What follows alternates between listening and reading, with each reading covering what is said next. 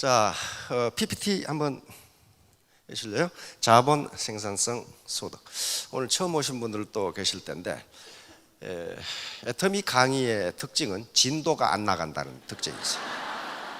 매번 새로운 분들이 오셔가지고 중간부터 하면은 저 인간 뭔 소리야 그래 버리니까 처음에 서론을 꼭 말씀을 해주셔야 돼요.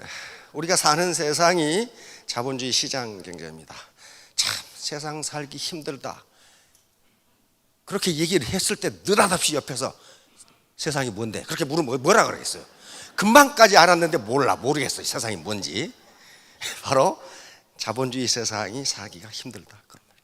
이 세상이 우리가 사는 이 대한민국은 자본주의 시장 경제고, 그 다음에 지금 사회주의 통제 경제가 다 사라졌기 때문에 북한을 제외하고 인간이 만든 체제 중에서 현재까지 살아남은 건 자본주의 시장 경제밖에 없어요. 물론 자본주의 시장 경제에 문제가 많다는 건 틀림없어요. 그러나 그래도 사회주의 통제 경제보다는 더 나아 이게. 그래 지금 살아남아 있는 거예요. 그러면 우리는 이 체제를 바꿀 수가 없기 때문에 자본주의 시장 경제에서 살아남아야 돼요. 그러면 자본주의 시장 경제에서 가장 중요한 게 뭘까요? 다시 한번? 네, 자본이에요. 자본. 네, 지금 현재 삶이 고달프다면은, 마음에 안 든다면은 자기를 원망하면 됩니다. 아, 나는 자본이 없구나. 네, 자본주의 시장 경제인데 모든 문제를 자본이 해결하는 거예요. 자본이. 그리고 이제 다음 문제는 뭐예요? 자본이 뭔데? 이렇게 물는 거예요. 자본이 뭔데? 자, 자본이 뭔가 알아보도록. 자, 자본을 분류하는 방법은 수십 가지가 있어요. 그런데 여기서 크게 눈에 보이는 자본이 있어요. 공장, 상가, 땅, 금, 이게 눈에 보이는 자본이에요. 이게 눈에 보이는 자본을 가지고 계시면 가만히 있어도 자본주의 시장 경제 시스템이 내 주머니에 돈이 들어오도록 만들어줘요. 압구정동에 상가 하나 있으면 어때요? 자기가 꼭 거기 가서 청소를 해야 되나요? 안 해요. 거기서 월세가 나와. 그렇죠? 임대료가 나온다고. 내가 회사에 주식을 가지고 있으면 배당금이 나와. 그렇죠? 이런 식으로 이게 눈에 보이는 자본이에요. 눈에 안 보이는 자본이 있어요. 이것은 특허권, 저작권 이런 것들이에요. 로얄티를 받을 수 있는 거, 로얄티를. 그런 것들이 눈에 보이지 않는 자본이에요. 그 중에 가장 중요한 게 인적 자본이에요. 내 몸에 자본이 얼마나 들어있느냐 하는 거예요. 이게 모든 걸 결정해요. 아무리 유형 자본을 물려받아도 내가 그 자본을 경영할 수 있는 능력이 없으면 그거 얼마 못 가요. 망해버려 그냥. 자, 그러면 애터미 사업가들의 자본은 뭐냐? 이거 네트워크예요. 네트워크. 근데 이걸 소셜 캐피탈, 사회 자본이라고 부릅니다. 이 자본의 사이즈와 퀄리티에 따라서 내 소득은 결정됩니다. 아무리 똑똑해도 자기 파트너가 2명밖에 없어. 여기서 어떻게 소득이 올라가냐? 없어요. 자, 다음. 그럼 어떡할 것이냐? 자, 사업 성공. 이건 어떤 사업이든지 마찬가지예요. 나의 센터에, 우리 센터에 오게 해야 되고, 오자마자 겁나서 나가버렸어. 안 된단 말이에요. 머무르게 해야 되고, 설명을 들어보고 다음에 다시 오게 하면 어떻게 됩니까? 비전을 봤다는 얘기. 그리고 내 말에 공감을 했다는 거예요. 이게 사업 성공의 전부예요. 이제 전부.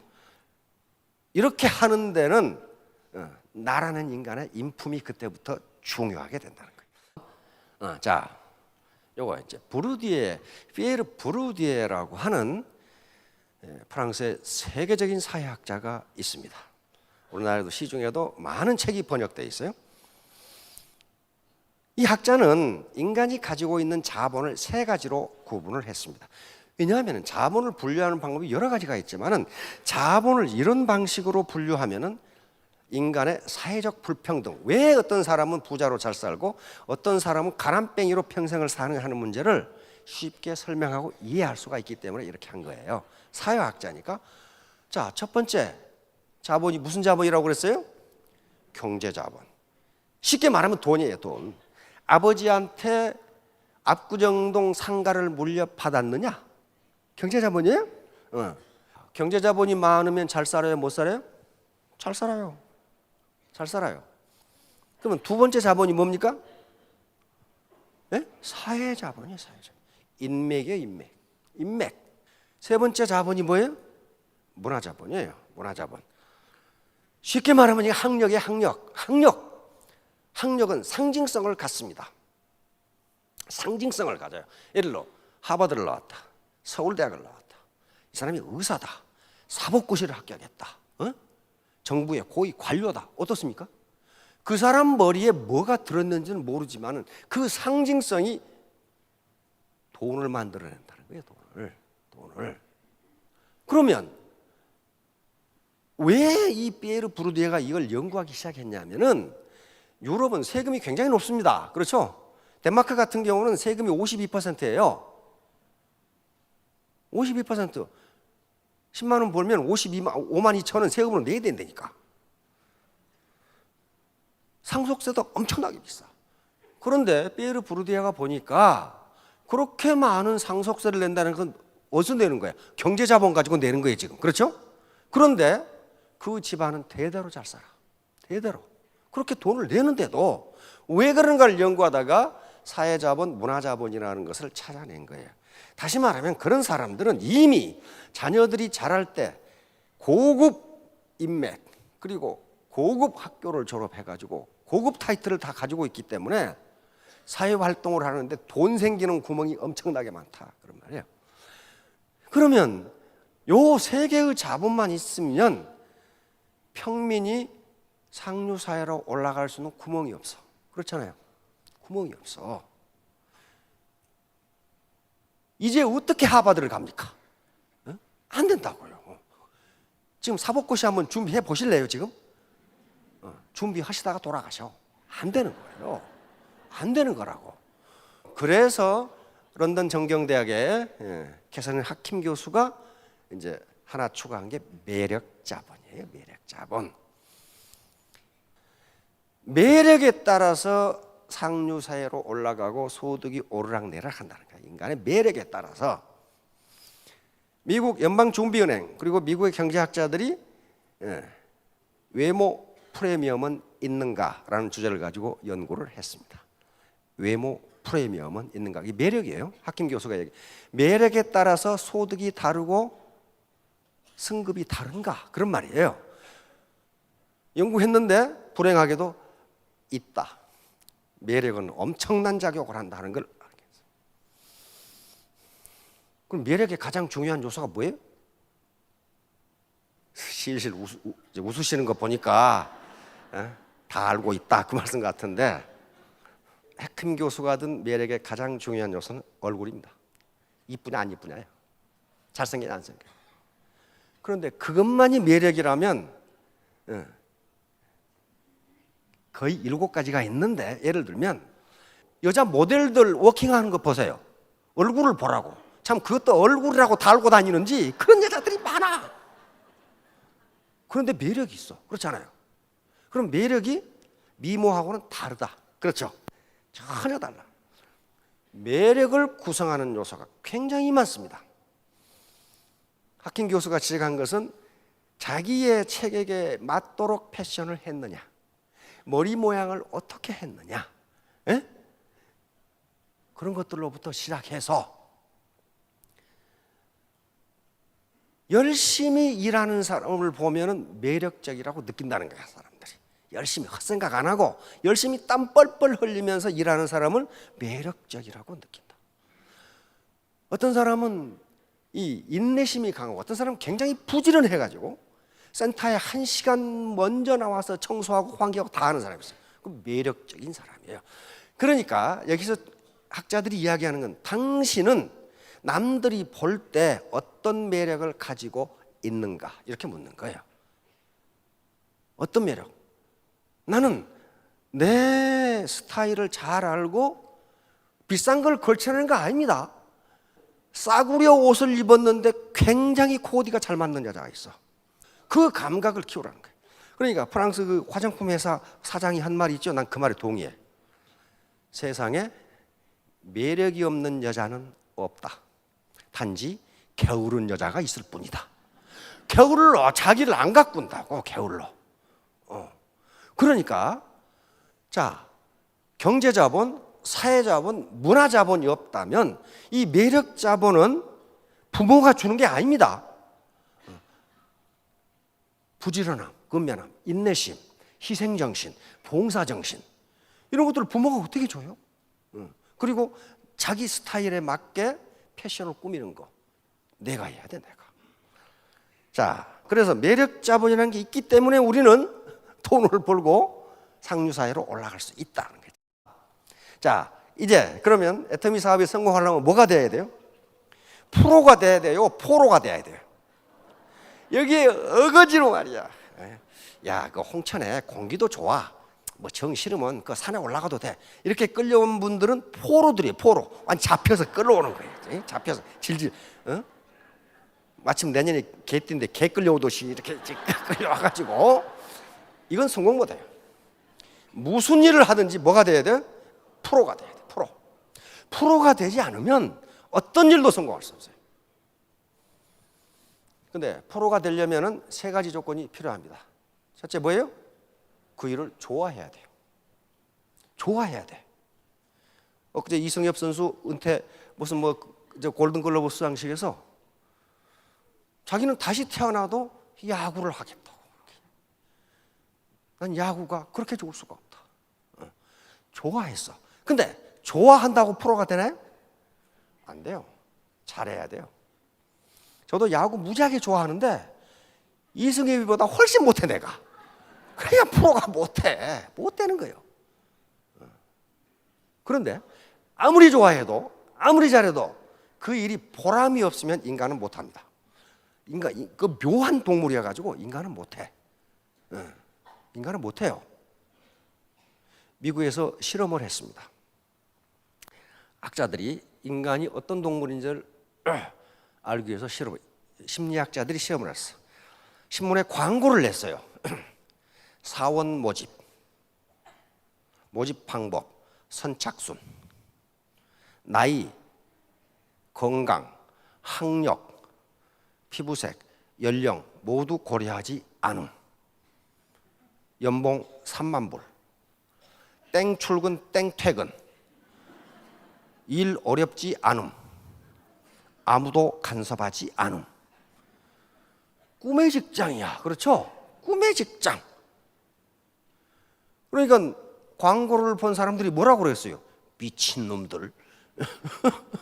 그런데 가끔은 미친 사람이 있어. 그렇죠? 미친 사람이 가봤더니 진짜 선착순 모집이야. 나이 불문, 성별 불문, 학력 불문, 그리고 땡 출근 땡 퇴근. 일은 전혀 어렵지 않음. 근데 그놈의 일이 무슨 일이냐면은 이거 백지예요. A4 용지에다가 점을 이렇게 찍어놓고 자대고 연필로 줄을 긋는 일이야. 이거 학력 필요 있어요? 서울대학 나와야 꼭 이거 합니까? 노인이라고 못해요? 합니다. 수전증만 없으면 해. 그렇죠? 이게 그럴 수 있어. 전혀 어렵지가 않아. 이거야, 이거. 하루 종일 자대고 출근하는 일이야. 페이가 많아. 근데 한 일주일 되니까 감독관한테 물어. 이거 뭐 때문에 하느냐 이거야. 아무 의미가 없잖아, 이거. 아무 의미가 없잖아. 그래서 감독관이 노트 만드는 중이다. 이렇게 답변했어요. 그러니까 다시 노동자가 질문을 아니 그러면 처음부터 줄을 그으면 되지. 왜 우리 보고 그으라 하냐 이거야. 네? 그러잖아요. 그러더니 몇 개월 지나니까 한 놈도 안 나와. 왜 그러겠어요? 아무 의미가 없어. 아무런 보람이 없어. 다시 말하면 좋아하고 잘해도 그 일이 보람이 없으면 못해요. 못해. 그러면 애터미 사업에서 성공하려면 어떻게 해야 된다? 이 일을 좋아해야 되고 잘해야 되고 보람이 있어야 돼. 그러면 도대체 좋아하고 잘하고 보람이 있으려면 어떻게 해야 되느냐? 자기가 의지적으로 나 애터미 사업 좋아해 그런다고 좋아지는 게 아니에요. 그렇죠? 안 좋아져요. 내 스폰서 그년이 꼴배기 죽겠는데 어떻게 좋냐고. 지금 이게 안 좋아. 안 좋다니까. 안 좋아요. 그럼 그걸 어떻게 하느냐는 문제. 자, 다음. 자, 이런 말 많이 들어봤죠. 이게 무당푸락거린지 그냥 해본 소리인지 그걸 과학적으로 증명하지 않으면 이건 헛소리밖에 안 돼요. 생생하게 꿈꾸면 어떻게 된다고요? 이루어진다. 이거 아주 귀에 못이 박히도록 들었죠. 근데 저한테 묻는 사람이 많아. 교수님, 저 부자가 되려고 생생하게 꿈꾸는데 안 되는데요? 저 서울대학 가려고 꿈꾸는데 안 되는데요? 꿈꾼다고 되는 게 아닙니다. 어떤 학자가 말했더라고. 꿈이 없는 사람은 불행한 사람이다. 그러나 꿈만 꾸는 놈은 더 불행한 놈이다. 꿈만 꿔가지고는 안 돼요. 안 된다고. 자, 이 밑에 뭐라고 그랬어요? 나는 모든 면에서 날마다 더 나아지고 있다. 이렇게 하면은 성공한다. 병이 낫는다고 한 사람이 에밀 쿠에라고 하는 프랑스 약사입니다. 그래서 생생하게 꿈꾸면 이루어진다. 요 성공학에서 이야기하는 모든 이야기를 전부 쿠에이즘이라고 부릅니다. 이 쿠에라는 사람은 이름을 따서 그래요. 쿠에가 이걸 처음 알아냈거든요. 이 사람 프랑스 약사였는데 어떤 현상을 발견했냐면은 그 당시 약사들도 약을 조제해 줬는 모양입니다. 프랑스에서. 이게 19세기 사람이니까. 그런데 약을 그냥 조제해 준 것하고 그 환자에게 이 약이 얼마나 좋은지 약의 성능을 계속 허풍을 떨고 이게 이 손님은 보시니까 이 약을 드시면 금방 날 것 같습니다. 이렇게 말해준 사람하고 긍정적인 말을 들은 환자가 병이 훨씬 잘 낫더라 이런 말이. 그래서 여기서 자기 암시라는 방법을 알아냅니다. 후에 그것이 플라시보 효과라는 걸 알아내요. 심리학적으로. 그래서 전 유럽을 돌면서 많은 환자들을 치료하고 드디어는 미국까지 초청을 받아서 미국에서도 많은 환자들을 이 방법으로 치료를 했어요. 그래서 모든 성공학에서 생생하게 꿈꾸면 이루어진다 하는 그 부류의 이야기를 전부 쿠에이즘이라고 부릅니다. 자, 그러면 꿈이 뭐냐? 꿈과 현실은 반드시 갭이 있습니다. 내 현실과 꿈은 갭이 있어요. 갭이 없으면 그것은 꿈이 아니에요. 꿈이 아니라고. 예를 들면 나는 지금 200만 원밖에 못 벌어. 200만 원밖에. 그런데 내가 벌고자 하는 건 뭐예요? 5천만 원이야. 5천만 원. 다시 말하면 이게 현실이고 이게 드림이에요. 꿈이에요. 그러면 이 차이에 갭이 있단 말이에요.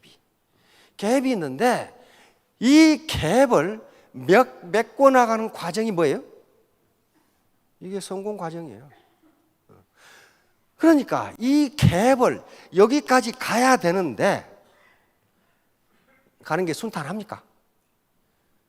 하루에도 속을 몇 번씩 뒤집어놔. 그러니까 여기서 이게 200고지예요. 히말라야 200고지가 베이스 캠프가 있어요. 지금 요 5,000고지까지 가는데 이 길이 보통 험난한 게 아니다. 그런 말이죠. 포기하지 말라는 게 뭐예요? 여기까지 가는 걸 포기하지 말라는 건데 포기하지 마는 것은 안 하는 것은 의지의 문제가 아닙니다. 이성의 문제가 아니에요.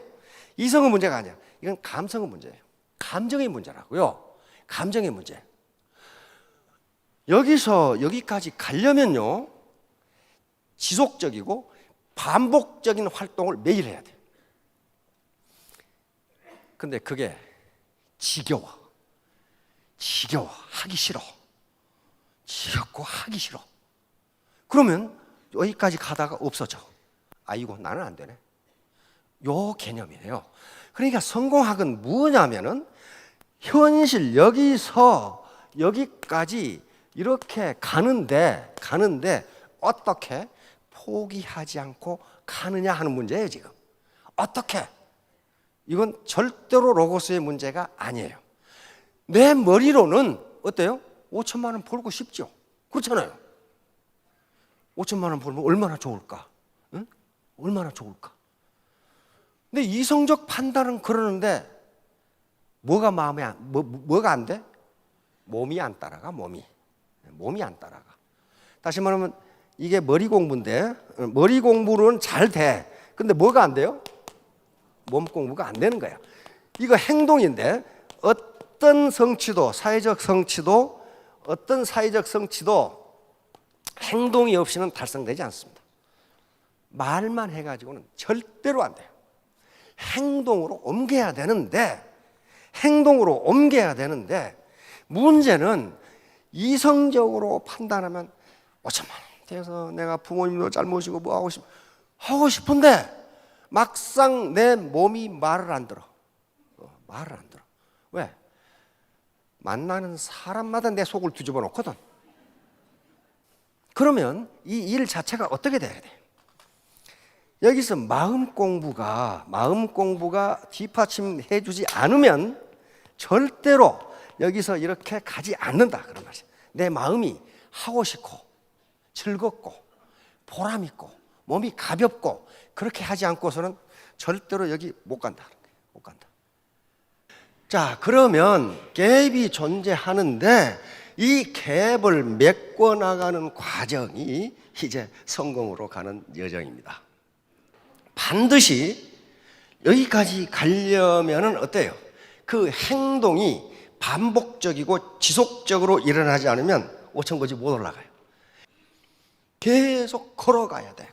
이 반복적으로 걸어가야 되고 5천고지까지 지속적으로 걸어가야 되는데 이게 힘들고 지겨워. 5천고지에 올라가면 좋겠는데 그러려면은 반드시 몸 공부가 수반돼야 돼. 몸 공부가 몸으로 내 행동을 해야 된단 말이에요. 그런데 이게 몸이 말을 듣지를 않아. 자, 그러면 여기에 반드시 마음 공부가 여기 수반돼야 돼. 마음 공부란 건 뭐냐면은 하기 싫고 힘들고 자존심 상하고 요게 내 감정이고 마음이고 기분인데 요게 하고 싶고 재밌고 보람을 느끼는 것으로 마음이 바뀌지 않으면 이거 못한다. 그러니까 애터미 사업의 프로가 되려면 이 일은 애터미 사업은 즐겁다. 그래서 잘한다. 보람 있다. 이렇게 돼야 되는데 어떤 일이 하기 싫은 일이냐 하고 싶은 일이냐 하는 것은 그 일의 고유 성격이 아닙니다. 패러다임의 문제, 패러다임. 내가 그 일을 어떻게 보느냐에 따라서 일의 성격이 달라지는 거지 그 일 자체가 고유한 성격을 가지고 있는 것이 아니다. 그런 말. 저 영감탱이가 돈 버는 얘기는 안 하고 무슨 졌다고 얘기를 하고 있나. 이렇게 해야 돈을 버니까 그래요. 대전에서 강의를 할 때 내가 시내에 장인순 박사님이라고 그분을 만날 일이 있어서 강의를 빨리 끝내고 택시를 타고 이제 시내로 만나 뵈러 갔어요. 근데 택시를 타자마자 택시 기사가 또 뭐라고 농담을 하냐면 제 택시를 기다리고 있었군요. 제가 대기하고 있었습니다. 딱 그러는 거야. 그거 아주 맹랑한 놈이더라고. 우리 깜짝 놀래가지고 그때부터 둘이 이야기를 하기 시작하는데 유머가 넘치는단 말이죠. 그러면서 뭐라고 그러냐면은 저는 이 택시 운전으로 자식들을 대학 다 보내고 이제 부부 사는데 하루에 7시간만 일하면 저는 충분하게 먹고 삽니다. 저는 이 택시 운전이 얼마나 즐겁고 고마운 직업인지 모르겠습니다. 그러니까 자기 택시 운전이라고 하는 직업에 대한 무한한 보람이 있어요. 그래서 어디서 보람을 찾습니까? 그러니까 자기는 항상 어떤 생각을 하냐면 누군가가 내 택시를 좀 기다리고 계시는데 그분을 빨리 모셔다가 목적지에 모셔다 드려야 되겠다. 요 생각을 하면 거기에 반드시 사람이 있다는 거예요. 그리고 이 택시를 이 손님이 내리면 그 자리에 또 내 택시를 기다리고 계시는 분이 있는데 빨리 그분을 태우고 목적지에 모셔다 드려야 되겠다. 그 생각을 하니까 근데 10중 8구 그게 맞답니다. 그게 있대요. 자, 그런 거예요. 좋아하고 그 보람 있는 거야. 그렇게 하는 게 보람이 있어. 그러니까 성공한단 말이에요. 자, 인간이 일을 하려면은 어떤 동기가 있어야 돼. 동기, 모티베이션이라 그래. 그러니까 이 동기에는 통상 두 가지로 나눕니다. 하나는 내적 동기, intrinsic motivation이라고, 또 하나는 외적 동기가 있어. 외적 동기는 누군가가 그 일을 하면 돈을 준다고 하니까 하는 걸 외적 동기라 그래. 또는 칭찬을 받기 위해서 하는 일을 외적 동기라 그래. 예를 들면 자기 아들한테 너 아빠 신발 닦으면 1,000원 줄게. 그거 닦고요. 뭐 때문에? 1,000원을 받기 위해서. 그건 외부에서 보상이나 칭찬 같은 것이 있을 때 하고 그 일을 하는 동기를 유발하는 걸 외적 동기라 그래요. 근데 외적 동기는 오래가지 못하고 수동적이고 강력하지 못해. 거기에 비해서 내적 동기는 내가 하고 싶다. 내 마음 속에서 우러나온 동기를 내적 동기라고 그래요. 그러니까 톰 소여의 모험이라는 소설이 있습니다. 마크 트웨인. 자녀들, 손자들 있는 분은 한 권씩 사다 주세요. 마크 트웨인. 마크 트웨인 소설에 톰 소여의 모험이 있고 하클페리 피는 모험, 그리고 거지 왕자라는 그 소설이 굉장히 재밌어요. 근데 톰 소여 모험에 어떤 얘기가 나오냐면은 톰 소여가 이모한테 얹혀 사는 애입니다.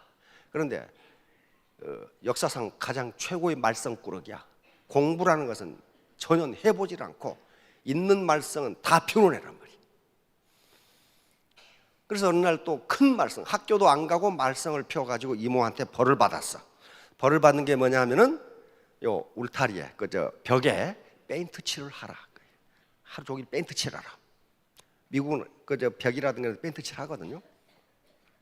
얼마나 하기 싫은 일입니까? 그런데 톰 소여가 장난꾸러기고 창의성이 뛰어난 애이기 때문에 페인트 칠을 하니까 어때요? 동네 친구들이 꼬맹이들이 또 저는 벌 받는구나 하고 놀리고 지나가는데 톰 소여는 그걸 거들떠보지도 않고 아주 심각한 얼굴로 페인트 칠을 해. 그리고 2m 전방에서 후방으로 가서 탁 이렇게 본단 말이야. 그 친구들이 보니까 이상한 놈이거든. 그래서 야, 너 뭐하냐? 그랬더니 너희들은 몰라. 요건 2,000명당 1명 할 수 있는 페인트 칠이야. 2,000명당 1명 할 수 있단 말이야. 그러니까 친구들이 호기심이 돋은 거야. 나도 한번 해볼까? 그러니까 너 같은 애는 못해. 나 정도 돼야 하지.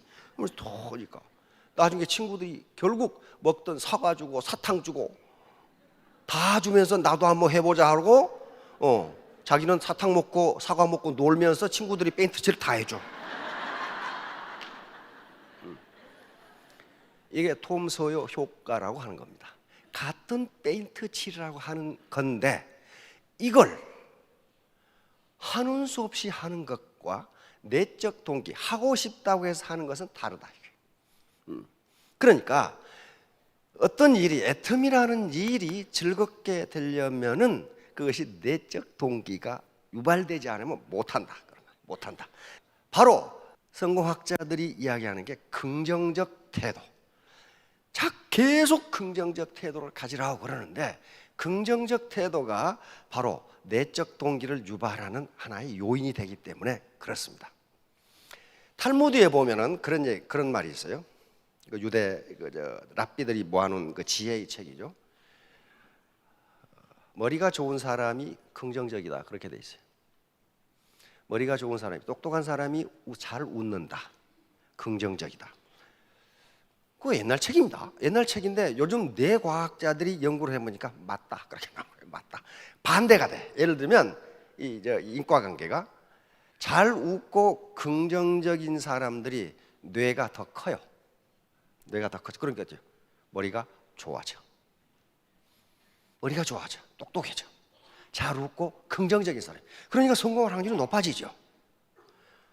실제 예로 말이죠. 예로 치매를 앓는 분이라든가 파킨슨병을 앓는 분이라든가 뇌혈관 질환을 앓는 분들, 뇌에 문제가 있는 분은요 절대로 웃지 않습니다. 그렇죠? 성질만 내고 싸움만 하려고 그래요. 그러니까 잘 웃고 긍정적인 생각을 갖는다는 분은 뇌가 건전하다는 걸 이야기한단 말이에요. 그리고 그렇게 하면 건전해진대요. 캐나다 맥길 대학 교수들의 연구에 의하면 그런 잘 웃고 긍정적인 생각만 가져도 뇌가 2%가 더 커진다고 나와 있어요. 15년간 추적 조사해 보니까 뇌가 더 커진다. 그래서 그런 사람들이 성공할 확률이 높다 이렇게 나와 있어요. 그래서 자꾸 성공학자들이 긍정적인 생각을 가지라고 지금 하는 겁니다. 자, 이겁니다. Future Memory. Future Memory. 미래 기억이야. 기억이라고 하는 것은 과거에 있었던 어떤 일을 지금 생각하는 걸 기억이라고 그럽니다. 그렇죠? 내 어릴 적 기억, 내 여고 때 기억, 기억이란 말이에요. 어제 기억. 이렇게 기억은 과거에 있었던 일을 지금 내가 생각해내는 걸 기억이라고 하는데, 그러면 미래 기억이라는 말은 말 자체가 모순이에요. 아니, 미래는 아직 오지 않았잖아요. 여기는 미래예요. 미래. 퓨처란 말이에요. 퓨처니까 이건 오지도 않았는데 어떻게 내 기억이 되느냐 하는 문제예요 지금. 그래서 성공학자들은 미래 기억을 하라고 하는 거예요. 그러면 학자들은 뭘 해야 돼요? 미래 기억이 가능한가? 가능한가? 그것도 기억이라고 할 수 있는가? 그건 누가 연구해야 돼? 심리학자들과 뇌과학자들이 연구를 한단 말이에요. 해보니까 결론은 미래 기억이 가능하다. 미래 기억이 가능하다. 다시 말하면 내가 로얄 마스터, 임페리얼 마스터가 됐을 때 내가 사는 모습을 생생하게 그려라. 생생하게 그려라. 그래서 요 미래를 현재로 투사한다고 합니다. 프로젝션에 이쪽으로 이렇게. 내 머리로 미래를 현재로 투사를 해. 투사를 해. 생생하게 꿈꾸라. 요걸 심상이라고 그럽니다. 심상. 멘탈 이미지리. 그러니까 미래 기억은 팩트, 과거에 그런 일이 없었는데 내 마음의 눈, 마음의 귀, 마음의 피부로 느끼라는 거예요.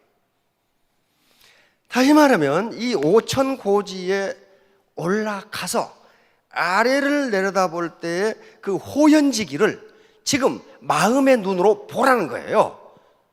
마음의 눈으로. 이걸 심상. 그러니까 이미지로 보라는 거예요. 이미지로. 실제 있었던 일이 아닌데. 그래서 뇌과학자들이 연구를 합니다. 그게 가능한가? 그랬더니 가능하다.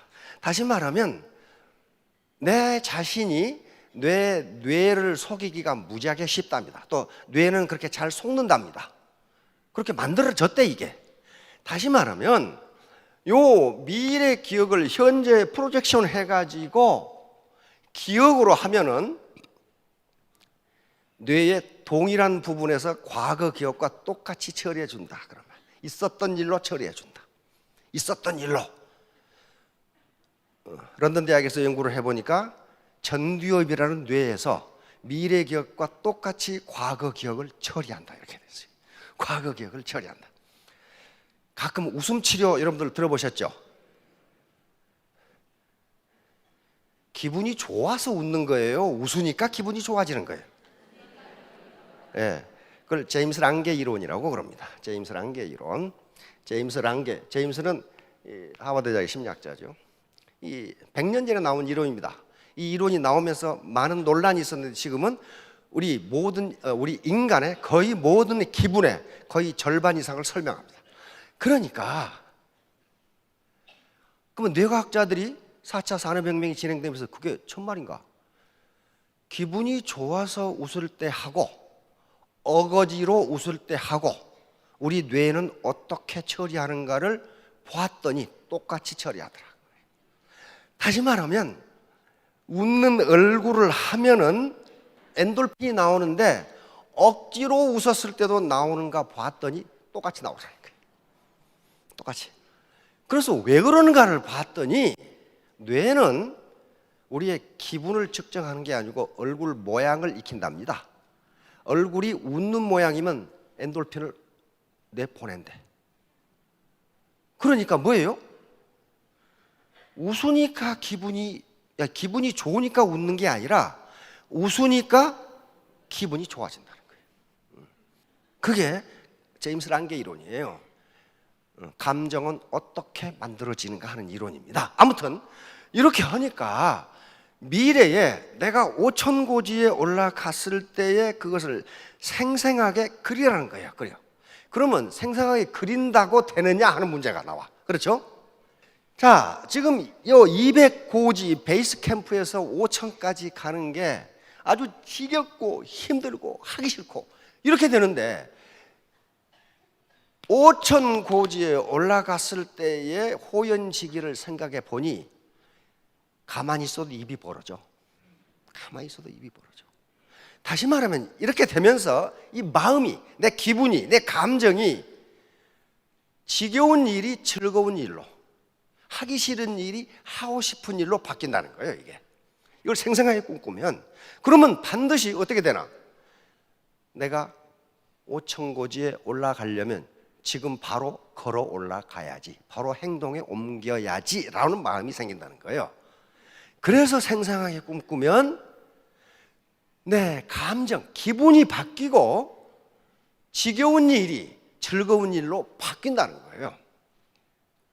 이걸 내적 동기라고 그럽니다. 내적 동기.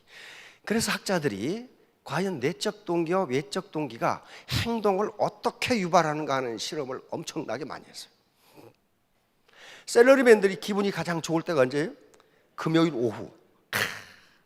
일요일 날, 토요일 날 애들 데리고 바닷가에 갈 생각하니까 기분 나이스죠. 그거 끝나고 집에 돌아오면 어떻습니까? 소화가 안 되고 머리가 아프기 시작해. 이제 내일부터 출근해가지고 그 꼴보기 싫은 상사하고 또 일주일을 또 시달려야 돼. 그거 아직 안 일어난 일이에요. 미래에 일어날 것을 지금 프로젝션하는 거예요. 투사하는 거예요. 그거예요, 그거. 그러니까 내가 기분 좋은 일을 생각하면 지금 현재 일이 지겹지가 않다니까. 지겹지가 않아요. 아침에 그렇게 일어나기도 안 일어나던 이 꼬맹이가 소풍 가는 날은 새벽부터 일어나고 난리야. 김밥 어쩌냐고 난리야. 왜? 소풍 갔을 때 그 자유스러운 기분이 지금 프로젝션 되는 거란 말이에요. 투사되는 거란 말이에요. 요거예요. 그러니까 생생하게 꿈꾸면 이루어진다는 게 꿈만 꾸어서 그렇게 되는 게 아니고 꿈꾸면은 현재 내 행동을 유발하기 때문에 그것이 내적 동기라는 거예요. 내적 동기. 그러면 그것이 재미있어지니까 어떻게 돼요? 잘하게 되는 거예요. 재미있으니까. 그리고 보람을 찾아, 보람을. 그러니까 미래 내가 되고 싶은 것을 지금 생생하게 꿈꾸면 이루어진다. 그 말은 가만히 있으니까 되더라 그런 게 아니고 현재 이 애터미 사업, 이 지겹고 힘들고 하기 싫고 자존심 상하는 일이 기쁘고 하고 싶고 보람 있는 일로 바뀐다는 거예요. 왜? 누구에게 피해를 안 주니까. 그리고 내가 정당하게 하니까. 정당하게. 이런 얘기예요. 그러니까 이 문제는 뭐하고 같으냐 하면요, 미래 기억을 한다는 것은 내 능력을 키우는 일이 아닙니다. 뭘 바꾸는 일이에요? 내 마음을 바꾸는 일이에요. 내 행동을 바꾸는 일이고 내 감정을 바꾸는 일이기 때문에 그렇게 힘들지가 않다는 거예요. 미래학자들 한 얘기예요. 앤서니 라빈스라는 세계 최고의 변화 심리학자가 있는데 바로 이 사람이 안소니 라빈스라는 사람이요. 이 사람이 지금 세계 최고의 변화 심리학자입니다. 이 사람 미래학자이고 변화 심리학자. 인간이 변하려면 어떻게 해야 되느냐 하는 문제예요. 바로 미래 기억을 활용하는 수밖에 없다는 거예요. 왜? 내 과거 기억과 현재 기억을 보면은 암담하다는 겁니다. 암담해. 내가 언제 월 5천 소득이 됐냐고요. 내가 언제 로얄 마스터가 됐어. 그러니까 현재와 과거 기억을 가지고는 5천 고지에 못 올라간다는 게 이 사람들 주장이에요. 못 올라가. 그럼 어떻게 해야 되느냐?